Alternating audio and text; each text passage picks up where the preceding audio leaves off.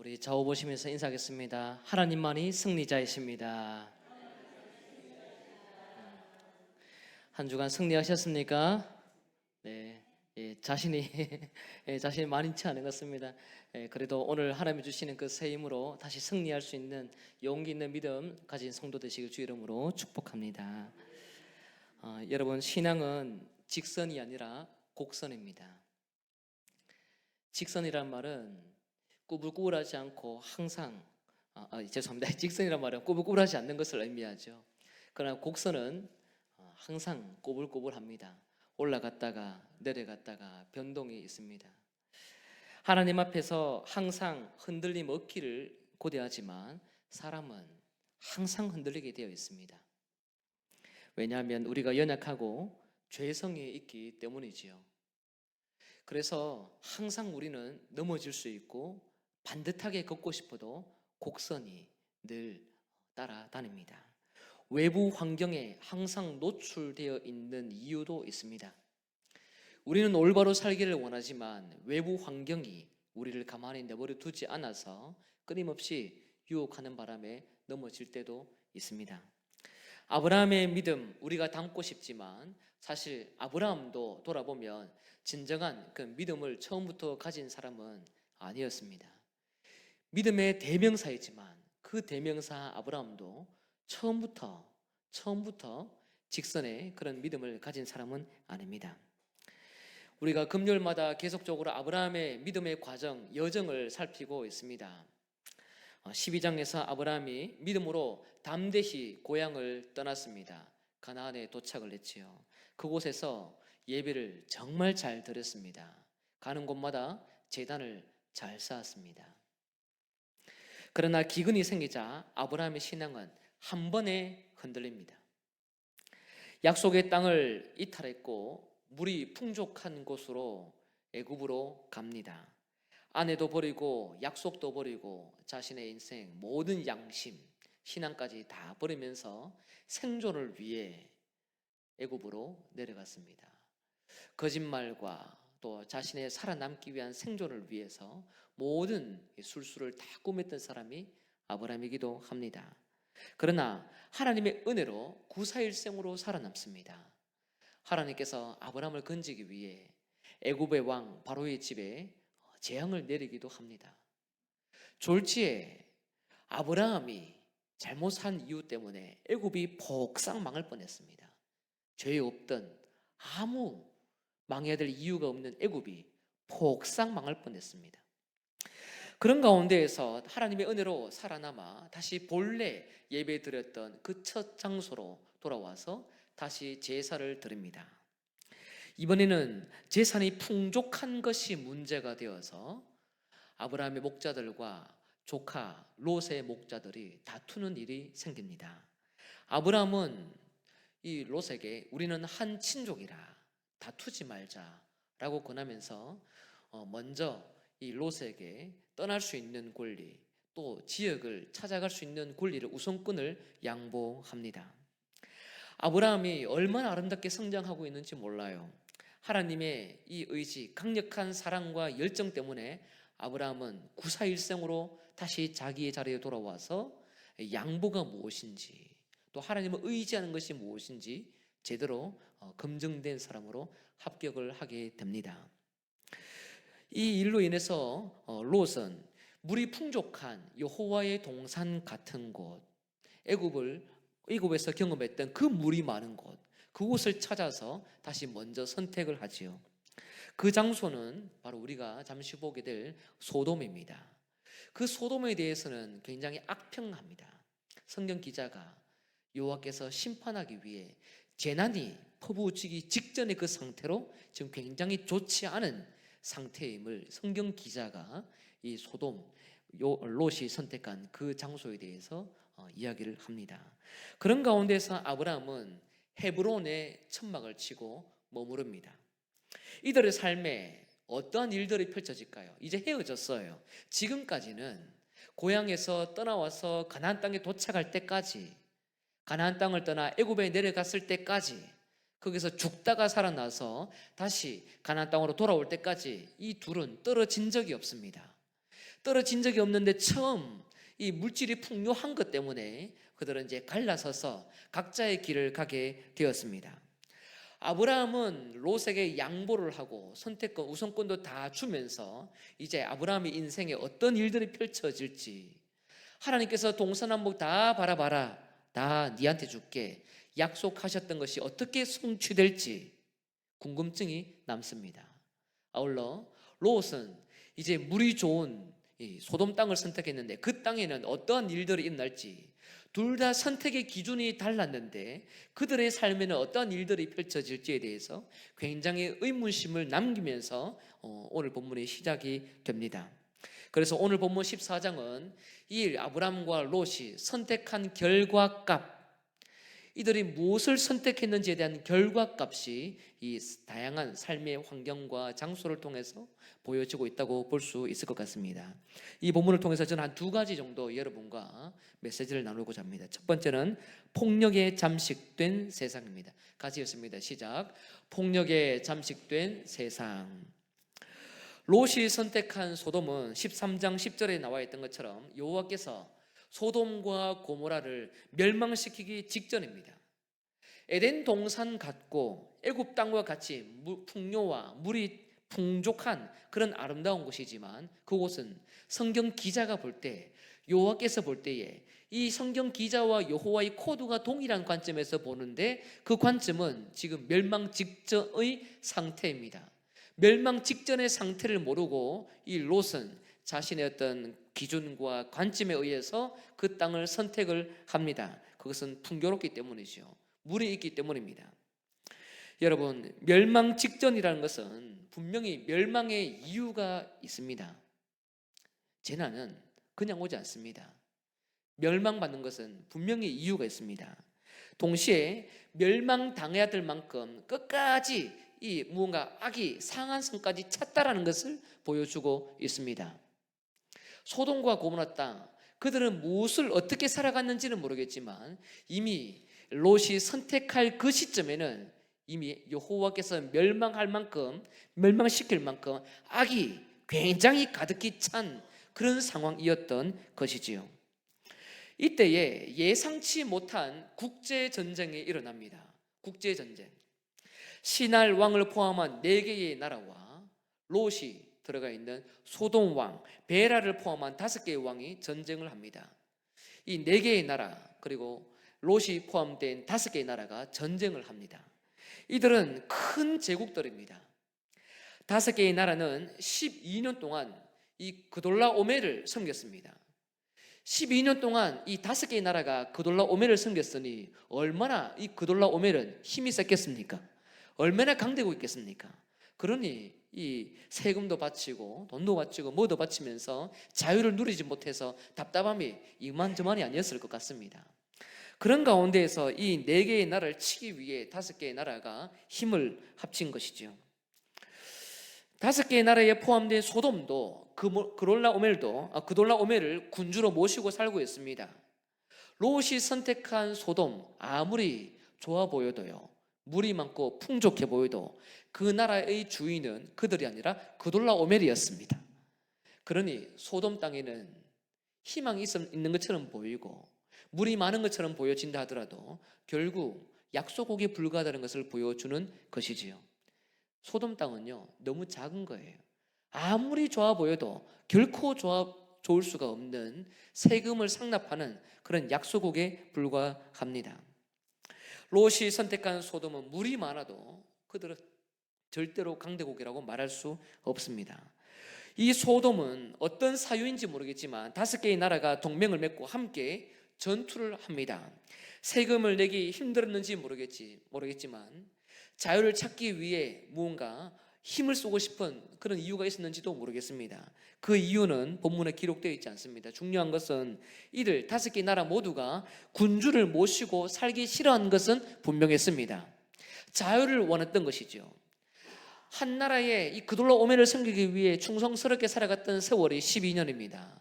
여러분, 1년만 누구 밑에 산다고 하더라도요, 굉장히 불쾌합니다. 그렇지 않겠어요? 불필요한 이 돈을 줘야 되고 무언가 내 것이 뺏겨지고 내 것이 소유하더라도 내 것이 될 수 없는 것, 굉장히 불쾌하죠. 굉장히 불쾌합니다. 여러분, 매월 월급 타지 않습니까? 그렇죠? 월급 타시죠? 네. 월급 받으면 어떻게 하시죠? 아내에게, 남편에게 함께 나누지 않습니까? 기분이 좋게 나눌 수도 있지만 때로는 나한테 용돈이 떨어지는 것이 부족해 볼 때에 굉장히 마음이 힘들 때도 있거든요. 그런데 이것이 가정을 위해서 사실 나누는 것도 아니고 우리를 핍박하고 종으로 삼고 있는 또 다른 군주에게 한 나라가 포로처럼 살면서 12년 동안 그렇게 해방을 누리지 못한다는 것은 굉장히 불쾌하고 불편한 것입니다. 그러니 이 편리와 뭔가 자유를 찾기 위해서 이들을 함께 마음을 모아서 동맹을 맺어 전쟁에서 이기고 싶은 마음이 생길 수밖에 없었던 것이지요. 이들은 5개 나라 동일하게 군주를 모시고 살기 싫어했습니다. 자유를 희망했습니다. 여러분, 창세기 10장에 보면 노아의 아들들이 다양하게 등장하면서 그들의 족보가 등장합니다. 셈, 함, 야벳, 각자의 계보가 다양하게 등장이 되어 있습니다. 그들이 살았던 그 삶의 자리에는 가나안도 있고 아모리도 있고 다양한 사람들이 있어요.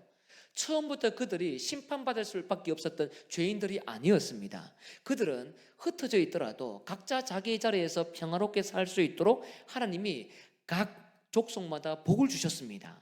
모두가 평안했어요. 그것이 창세기 10장에 기록되어 있는 노아의 후손들의 삶의 자리입니다. 그러나 11장에 바로 넘어가자마자 어떠한 일들이 생깁니까? 바벨탑 사건이 생기죠. 모든 사람들이 힘을 하나로 모으기 시작합니다. 제국을 통해서 한 왕이 섬기기를 원하고 함께 힘을 모아서 흩어지기를 싫어하고 그게 안에 들어오지 않으면 그 어떤 사람도 자유를 얻지 못할 만큼 그렇게 힘과 힘의 대결이 나타나게 되는 것이지요. 그러나 하나님이 그 상황을 보시고 흩어버립니다. 하나님은 왕이 되셔서 모든 만물과 제국들을 다스리고 있는 진정한 살아계신 분입니다. 사람들이 아무리 거대한 탑을 쌓아 하늘의 높이까지 쌓아서 자신의 왕국을 만들기 위해 노력을 한다 하더라도 하나님은 자신이 스스로 왕의 자리를 빼앗겨 본 적이 없습니다. 하나님은 인간의 그 왕들과 대결을 해서라도 끝까지 자기의 자리를 쟁취하시는 분이 바로 하나님이심을 믿으시길 바랍니다. 그 가운데에서 이 바벨탑을 쌓았으니 하나님은 화가 나겠습니까? 났습니까? 화를 낼 수밖에 없습니다. 흩어버립니다. 하나님은 왕의 자리를 빼앗기기 싫어합니다.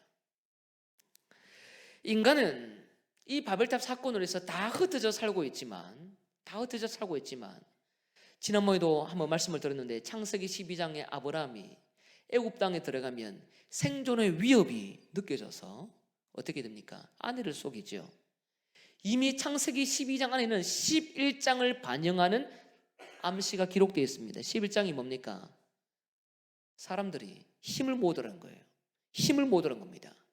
이 힘이라는 것이 한 사람만에 있는 것이 아니라 하나님이 흩어버렸지만 그 힘의 결속력과 그리고 세상의 모든 일들을 다스리는 그 하나님에 대한 대적하는 그 마음들은 결코 사그라들지 않더라는 것을 아브라함은 잘 알았습니다.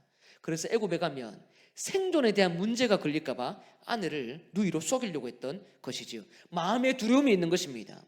아브라함이 살았던 그 12장의 세월, 13장의 세월 절대로 악이 사라지지 않고 모두가 인간이 왕이 되고 싶어서 살인하고 살육하고 또 거짓과 탐욕으로 자신의 이익을 쟁취하기 위해 힘을 썼던 사람들, 거기로부터 자신을 보호하고 싶었던 사람들이 바로 아브라함이 살던 시대의 사람들이었습니다. 그런 가운데에서 우리는 이 땅 가운데 살고 있는 사람들을 볼 때에 사람이 얼마나 왕이 되고 싶어하고 또 사람들을 학대해서라도 자신을 차지하고 왕으로서 권위를 차지하고 싶은지 모릅니다. 그 자리를 싫어하는 것이 아니라 끝까지 착취하고 싶어 합니다. 사람은 누군가를 지배하면서 군주가 되기를 원합니다. 그래서 오늘 본문에도 14장에서 자주 반복되는 단어가 바로 왕입니다. 왕. 따라볼까요? 왕. 왕이 계속적으로 반복됩니다. 수십 번 등장합니다. 어느 지역의 왕이고 또 어느 나라의 왕이고 왕 이름은 이러하고 그 왕에 대한 반복이 굉장히 많이 반복됩니다. 인간의 권력이 얼마나 욕망을 가지고 그 자리를 쟁취하고 싶어 하는지 모릅니다. 그렇게 등장했던 지도자들이 오늘 본문에 등장하는 다 왕들입니다. 왕들. 하나님이 왕되심을 포기한 사람들의 세상, 그들이 바로 세계에서 지금 전쟁을 치르고 있는 오늘 본문에 등장하는 세계대전의 모습입니다. 왕으로부터, 인간의 왕으로부터 탈피하고 싶은 사람들, 끝까지 사람들을 군림하며 군주가 되고 싶고 그들을 지배하고 싶은 지배욕, 이것이 바로 하나님을 버린 인간들이 살고 있는 세상의 모습이라는 것이지요. 그런데 중요한 것은 왕으로 많은 약소국을 군림하는 것보다 이 그돌라오멜과 이 함께 포함되어 있는 4개의 나라는 굉장히 더 악한 짓을 저지릅니다. 14장 5절에서 7절을 보면 전쟁하러 가는 길에 여러 족속을 공격하고 살인합니다. 같이 읽도록 합니다. 시작. 제14년에 그돌라오멜과 그와 함께한 왕들이 나와서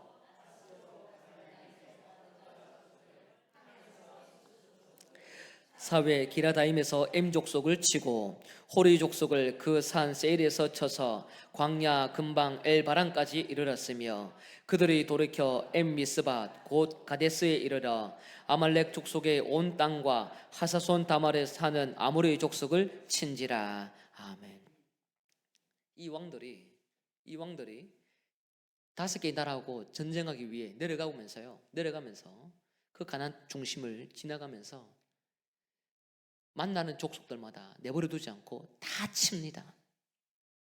자기들에게 해코지도 하지도 않고 아무 연고가 없음에도 불구하고 공격하기 시작하고 살인하고 치고 학대합니다. 굉장히 악한 짓이죠. 이 족속들은 가만히 있다가 갑자기 죽임을 당하는 거예요. 억울한 죽음입니다. 억울한 공격이에요. 억울한 학대입니다. 여러분, 전쟁을 하다가 중간에 끼어 있는 누군가를 학대하는 것, 이것이 옳은가요? 그런가요? 옳은가요? 그런가요? 옳지 않죠. 그돌라오멜은 12년 동안 많은 나라를 다스리고 있는데 그것으로 부족해서 화가 났다고 전쟁하러 가는 길에 사람을 치기 시작합니다. 살육을 즐겨하고 있습니다. 폭력을 즐기고 있습니다. 묻지마 살인이 묻지마 살인. 이런 죄악이 난무하고 이런 죄악이 삶이었던 사람이 바로 악에 받쳐서 살아왔던 그돌라오멜과 그들의 타락한 모습이었습니다. 여러분, 창세기 4장에 보면 라멕의 죄가 나옵니다. 가인이 하나님의 말씀을 어기고 또 자신의 어떤 제사가 받아들여지지 않았을 때에 아벨을 죽였죠. 길에 떠나 유린하는 사람이 됩니다. 사람들이 나를 죽이면 어떻게 합니까? 아니야, 내가 너에게 표를 줘가지고 사람들을 죽이지 않도록 할게. 그들을 혹여라도 너라도 괴롭히면 내가 7배로 갚아줄게. 내가 너를 보호하고 싶어. 이것이 하나님이 가인에게 말씀하신 내용입니다. 라멕은 어떻습니까? 자기 몸에 손 하나 되는 사람, 자기 귀에 거슬리게 말하는 사람, 몇 배로 갚습니까? 77배죠. 그렇죠? 77배.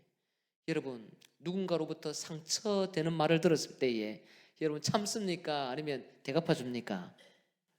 다 참잖아요. 우리는 얼마나 은혜로운 공동체입니까? 다 참잖아요. 집에 자녀들이 뭐라 하든 그렇죠.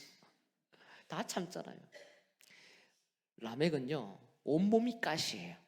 온몸이 너무 예민한 사람이에요. 마음도 예민하고 몸도 예민하고 생각도 예민하고 모든 게 예민해요. 그런데 되갚는 그 성질도 예민해서 7배도 아니라 77배를 되갚으면서 자신이 보복하는 사람으로 악하게 살아갔던 사람입니다. 라멕 옆에 누가 과연 설 수 있겠습니까? 상처를 주면요, 절대로 그 옆에 사람 안 갑니다. 혹시라도 여러분 내 주변에 사람이 없다, 진지하게 돌아봐야 됩니다. 정말 진지하게 돌아봐야 됩니다. 사람이 없다, 진지하게 돌아봐야 됩니다. 라멕 옆에는 무서워서 아무도 못 갑니다. 이런 라멕이 가지고 있었던 폭력성은 창세기 6장을 통해서 노아의 홍수로 다 모든 것이 사라진 것처럼 보이지만 하나님은 알고 계셨던 것이 있습니다. 그것은 사람의 마음이 항상 계획이 악하다는 것을 아셨습니다. 그 말은 곧 홍수로 암만 쓸어도 인간들이 안 되겠다. 그 마음이 되도록이는 건 안 된다. 그 마음은 아무리 교정을 해도 안 된다. 홍수를 모두를 죽여도 될 것은 아니다. 그것을 이미 아시고 하나님은 작정하시고 심판을 하십니다. 그런 어떤 폭력성이 이 창세기 11장에 등장하는 바벨탑 사건을 통해서도 힘이 결집되면서 거기에 누군가가 동참하지 않으면 또 다른 작은 힘으로 간주하면서 사람들을 학대할 수밖에 없었던 시대가 바로 신할 평지에 기록됐던 세워졌던 바벨탑의 모습입니다.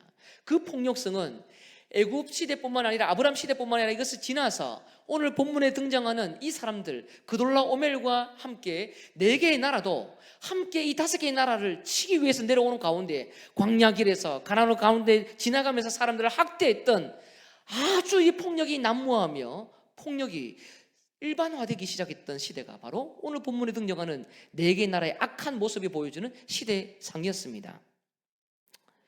전 세계에 폭력과 살인이 일상이 되었어요. 자기들 심기가 좋지 않다고 전쟁하러 가는 길에 마주하는 많은 사람을 함부로 죽이고 피를 흘리게 했습니다.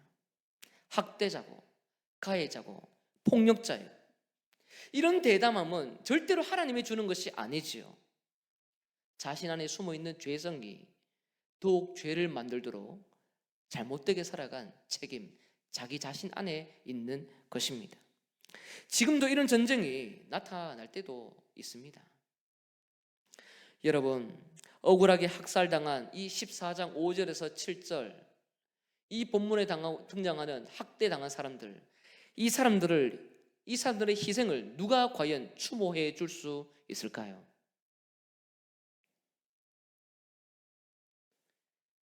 이 사람들의 희생을 보면서 우리는 과연 눈을 감고 성경의 이야기라고 그냥 넘어갈 수 있을까요? 누가 이들을 기억해 줘야 하며 누가 이들의 억울함을 해소해 줄 수 있을까요? 여러분은 어떻습니까? 누가 마음이 맞지 않아서 대화 중에 중간에 끼어드는 또 아무 연고 없는 그 사람에게 혹여라도 불똥이 튀어서 죄를 전가하고 실수를 전가해서 자신의 위기를 모면하고 자신의 감정을 그렇게 퍼붓는다면 그 상대방, 상처받은 그 사람, 억울하게 상처받은 그 사람의 아픔은 누가 공감해 줄 수 있겠습니까? 혹이라도 생사람을 잡고 갑작스럽게 스스로 명분을 만들어서 사람을 학대하는 일은 없는가? 오늘 본문은 우리에게 돌아보게 합니다. 저 사람들은 함부로 화를 못 내는 직분이다. 함부로 대해도 된다. 함부로 다루어도 되는 사람이야. 성별이 여자이기 때문에 상처를 주더라도 나에게 학대할 수 없어. 남편이 없잖아. 부모님 아무 힘이 없어 교회 안 나와. 자녀 교회 안 나와. 저 자녀의 부모님 교회 없어. 그러니 가볍게 혹이라도 지나가는 말에 지나가는 행동에 의해서 혹이라도 상처를 준다면 그것은 그들의 희생을 그들의 폭력을 당한 그 가해의 모습들을 누가 보상해 줄 수 있을까요? 상처를 많이 받은 사람이기 때문에 내가 상처를 주어도 괜찮을 만한 사람이 세상에 있을까요? 내가 가해를 입혀도 절대로 보복을 할 수 없는 사람이기 때문에 함부로 말을 하고 함부로 불똥이 튄다면 그들을 누가 이해해 줄 수 있을까요? 내가 가해를 해도 절대로 함부로 나에게 말을 할 수 없기 때문에 내가 중직의 가족이기 때문에 그 누구도 나를 건들 수 없어. 누가 그렇게 대담하게 함부로 이야기를 할 수 있을까요? 그런 모습들은 라멕의 후예들이 하는 행동입니다. 교회에는 예수의 피, 예수가 머리인 백성들의 모임인 줄 여러분 믿으시길 바랍니다. 그 어떤 가족의 직분도 우리를 보호하는 것이 아닙니다. 부모와 자녀와 연약한 환경에 있다 하더라도 믿음의 계보가 없다 할지언정 우리는 모두가 예수의 몸임을 기억해야 합니다. 아무리 나와 상관없지 나의 폭력을 당연히 받아주는 사람이 있어야 된다고 생각하더라도 세상에 그렇게 폭력을 마땅히 받아야 될 사람은 없습니다. 내가 힘들더라도 내 자녀가 나의 감정을 받아야 되는, 나의 폭력을, 언어의 폭력을 받아야 되는 이유는 없습니다. 아무리 화가 나더라도 나의 죄를 용납해 주어야 될 가족은 없습니다. 세상의 모든 사람이 타락했어도 타락에 타락을 더해서는 절대로 안 됩니다. 타락은 멈춰야 되는 것이 진전되면 안 됩니다. 타락에 진전되는 순간 라멕처럼 온몸에 가시가 작동되어서 또 다른 사람을 피 흘리게 하고 또 다른 희생자를 만드는 것이고, 그럴 때에 하나님은 우리로부터 더욱 멀어져 왕되심을 멀리할 수가 있다는 것이지요. 여러분 삶에는 죄의 성이, 타락이 확산되는 것이 아니라 하나님이 여러분의 모든 삶의 주인이심을 고백할 수 있는 고백이 여러분 삶 가운데 충만하게 주의 이름으로 축복합니다. 이 세상 가운데는요, 그 어떤 사람도 당연히 피해를 입어야 될 사람은 절대로 없습니다. 절대로 없습니다. 두 번째 함께 나누도록 하겠습니다. 욕심을 심판하신 하나님입니다. 같이 읽습니다. 시작. 욕심을 심판하신 하나님. 소돔 왕을 포함한 5개의 나라가 이제 시딤 골짜기에서 전쟁을 위해 진을 칩니다. 4개의 나라, 5개의 나라, 그 사이가 바로 이 시딤 골짜기입니다. 4개의 나라와 전쟁을 시작했습니다. 전쟁 이야기는 그런데 참 재밌게도 8, 9절 2절입니다. 전쟁을 이야기인데 딱 2절 됐어요. 몇 절 됐다고요? 2절. 전쟁 이야기는 짧습니다. 재밌게도 시딤 골짜기에 역청 구덩이가 많다라고 기록되어 있습니다. 거기에 소돔과 고모라 왕이 도망가면서 빠집니다. 전쟁 시작하자마자 끝났습니다. 전쟁인 줄 알고 이 이야기가 기록됐는데 시작하자마자 그냥 끝나버렸어요. 완전 코믹이죠. 코믹입니다. 모두가 도망갔는데 하필이면 누가 빠졌습니까? 소돔 그리고 고모라 왕이. 하필이면 롯이 선택했던 그 왕, 그 땅 아닙니까? 그러면 이 정도는 롯이 잘 선택했다고 이야기할 만큼의 소돔 왕은 빠지면 안 돼야 될 것 같은데 그 왕이 빠져버렸어요. 그 왕이. 결국 어떻게 됩니까? 4명의 왕이 소돔과 고모라의 모든 재물과 양식을 빼앗아 갑니다. 롯이 선택했던 소돔이 폭삭 망했습니다. 소돔의 주민이었던 롯도 잡혀갑니다. 이런 것을 볼 때에 4개의 나라 그돌라오멜은 결코 작지 않았어요. 5개의 나라를 환물시키고 롯이 머물렀던 소돔도 완전 폭삭, 모든 것을 양식까지 확 뺏어갔으니 얼마나 악랄하고 얼마나 힘과 그 능력이 대단한지 모릅니다. 상상을 하면요, 4개의 나라가 5개의 나라 이겼다. 지형의 전술에 뛰어난 사람이 아니라 살인에 뛰어난 사람이기 때문에 그들은 이 폭력성으로 이겼던 것이지요. 정말 큰 제국들이었을 것입니다. 이들이야말로 꺼지지 않는 태양과 같은 제국입니다. 전 세계의 통치자, 이 4개 나라, 그 중에서도 그돌라오멜, 이름만 대면 치를 뜰 만한 그 그돌라오멜, 그 나라가 이들을 이겼습니다. 소돔 왕을 도와줬던 사람은 아무도 없어요. 하필이면 역청 구덩이까지 소돔을 돕지 못했습니다. 롯이 하나님을 알았던 사람이면 분명하지만 그 하나님도 이 싸움만큼은 등장하지 않았습니다. 롯을 도와주지 않았어요. 여기서 중요한 것은 도망가던 소돔의 왕을 역청 구덩이 빠진 것, 이 장면이 굉장히 중요합니다. 역청은 석유를 정제한 후에 남는 잔류물입니다. 그렇기 때문에 이 잔류물을 통해서 접착제로 활용도 하고 찐득찐득하기도 하고 검기도 하고 해서 이것이 그 지역이 정말 많았을 때에 어떻게 보면 그 지역을 지역물을 잘 활용할 수 있음에도 불구하고 도망가다가 여기에 혹 빠져서 움직이지도 못하고 꼼짝도 못하고 있는 상황이 되었으니 이들은 잡힐 수밖에 없었습니다. 이 역청구덩이에 사람이 의도적으로 만든 것도 아닙니다. 하나님께서 창조하셨던 이들이 살고 있었던 시딘 골짜기의 창조 자연 세계의 일부였습니다. 그것을 통해서 하나님이 특별하게 무언가 말씀으로 인도하시지 않았음에도 불구하고 이 창조 자연 질서 속에 있었던 역청구덩이는 소돔 왕의 발목을 잡아버렸습니다. 롯이 의지했던 소돔의 왕은 하나님의 창조 자연을 통해서 발목 잡힌 약한 인간입니다. 그 어떤 왕도 롯을 구해주지 못합니다. 하나님은 이 자연을 통해서 시딘 골짜기에 있는 역청, 찐득찐득한 하필 그거 근데 하필 그 사람의 발목을 잡아서 인간의 권력이 얼마나 약한 것인지 확 꺾어버리십니다.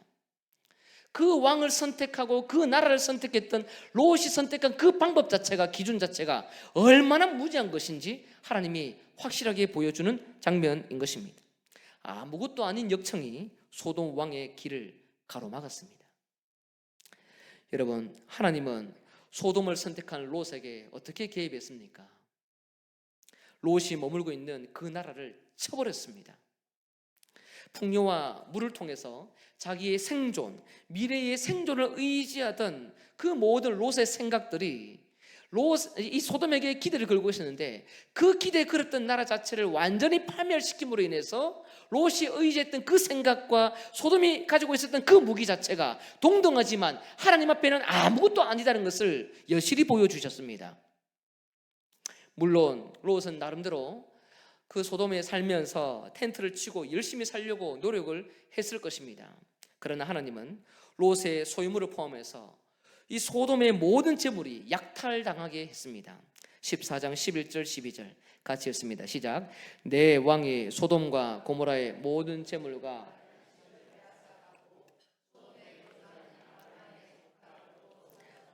그 재물까지 노력하여 갔더라. 아멘. 하나님은 롯만 심판할 수도 있는 분입니다.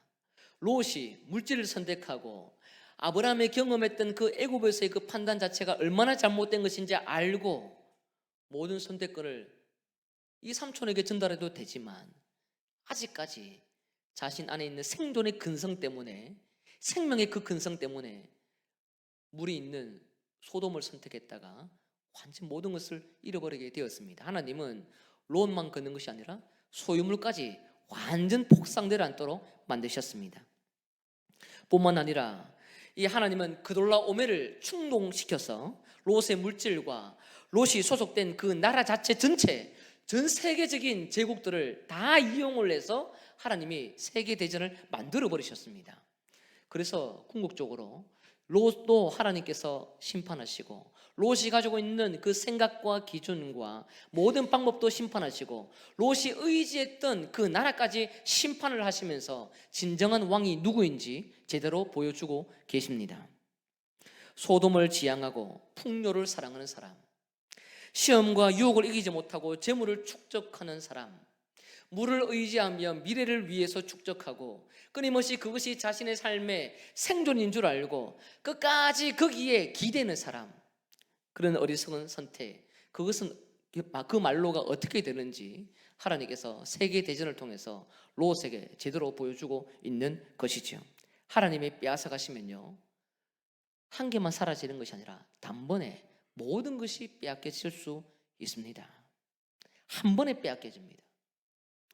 그래서 디모데전서 6장 17절에 보면 이런 말씀이 있습니다.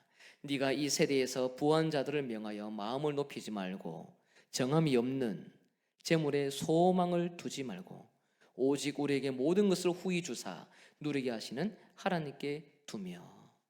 재물은 정함이 없습니다. 하나님께서 아무것도 아닌 것처럼 여기는 것이 재물이기도 합니다.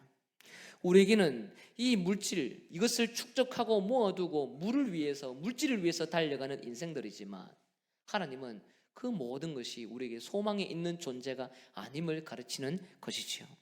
그래서 우리가 이 땅에 살다 보면 물질을 열심히 모았는데요, 때로는 나이가 들었을 때 병원비로 다 들어가는 경우가 있습니다.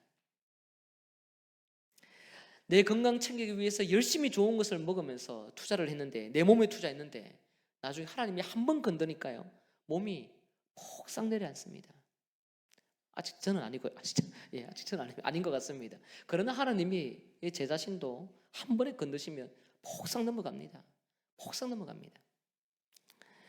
너무 열심히 살고 헌신하고 수고하고 열심히 살아봤지만, 그러나 하나님이 모든 것을 한번 어떤 자연적인 그 현상 하나를 통해서 모든 것을 빼앗아 가실 수 있다는 것을 오늘 본문을 통해서 우리는 확인할 수 있는 것이지요. 여기서 마지막으로 대단한 사건이 하나 일어납니다. 대단한 사건이 하나 납니다. 이것을 여러분과 나누고 말씀을 마치도록 하겠습니다. 전쟁으로 도망가는 한 사람이 아브라함에게 전쟁의 사건을 알려줍니다. 그때 아브라함이 동맹한 사람들을 부르죠. 13절을 보면 동맹자들은 마므레, 에스골, 아넬, 이 세 곳입니다. 그리고서 집에서 길렸던 사람 318명, 이 사람들이 전부입니다. 아브라함은 조카가 사로잡혀갔다는 소식을 들은 다음에 4개의 나라를 무찌르기 위해서 전쟁에 뛰어듭니다. 그리고 승리합니다. 앞에 4개의 나라는요 대단했던 제국들입니다. 화가 나니까 길가면서 사람들을 죽였던 악랄한 사람입니다. 12년 동안 5개의 나라를 군림했던 나라입니다. 전쟁 시작하자마자 소돔과 고모라 왕 포함한 모든 왕들이 도망갈 수밖에 없던 만들었던 아주 무서웠던 사람들입니다. 힘이 대단했던 장사들이었을 것이 분명합니다. 그러나 오늘 본문의 마지막에 등장하는 이 아브라함이 3개의 나라와 집에서 길렸던 318명, 아주 이 소수를 통해서 하나님께서 이 그돌라오멜을 포함한 4개의 나라를 완전히 심판해 버립니다. 그들의 손에서 하나님은 롯을 구출합니다. 하나님이 승리하신 것이죠. 아브라함은 창세기 12장을 보면 겁이 많았던 사람이에요. 애굽의 나라에 들어가면서도 자기 생존에 두려움이 있어서 아내를 속였던 사람 아닙니까? 그래서 자기 목숨 부지하려고 곤모술수를 다 썼던 사람입니다. 가장 가까웠던 아내까지 팔았던 사람이니 어떤 상황에서도 이 아브라함에게는 선한 것을 찾기 어려울 수 있습니다. 누군가를 보호하는 아브라함 있을 수 없습니다. 그런데 오늘 본문이 어떻습니까? 그는 애굽보다 더 강한 4개의 나라, 그돌라오멜을 포함한 4개의 나라에 전쟁을 하면서 이깁니다. 어디서 이 아브라함은 이런 용기가 생겼을까요? 앞에서 말씀을 드렸지만 애굽에서 모든 것을 다 팔아버리고 거짓으로 자신을 위장시켰지만 그때에 아내도 잃고 언약도 잃을 수 있는 위기 속에서 하나님이 애굽에게 바로 왕에게 재앙을 내리면서 아브라함을 구사일생으로 살려주십니다.